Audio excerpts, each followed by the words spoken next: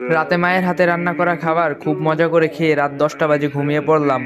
সকাল হয়ে গেল, ঘুম থেকে উঠলাম না। আরামে ঘুমাবো বলে মাও ডাকলো না। দুপুর হয়ে গেল, ঘুম থেকে উঠলাম না। এবার মা অনেক ডাকলো, উঠলাম না।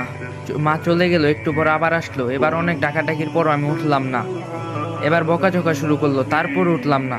এবার মা একটা থাপ্পড় দিল, তবু উঠলাম না। এবার মা হাত ধরে টান দিল, কিন্তু আমার হাত পুরো শরীর নিয়ে নড়া দিয়ে উঠলো। শরীর আমার পাথর নয়, পুরো শক্ত হয়ে গেছে। মা কিছু না বলে চুপ করে রুম থেকে বাবাকে ডেকে নিয়ে আসলো, কিন্তু বাবা আমাকে অনেক ডাকার পরও আমি উঠলাম না। এবার বাবা চোখের পানি ফেলে দিয়ে বলল, উঠে আয়, তোকে আর কোনোদিনও কিছু বলবো না। যেভাবে করে থাকতে চাস ওভাবেই থাকিস, তবু উঠে আয়। তোকে আজকে আমি ল্যাপটপ কিনে দেব। আমি অবাক হয়ে দেখছি, বাবা এত করুণা করে আমাকে কোনোদিনও বলে নাই, অথচ আজ বলছে। আমি উঠে আসতে চাচ্ছি, কিন্তু পারতাছি না। ওইদিকে বাবা নানান রকম লোক দেখিয়ে বলছে, উঠে আয়।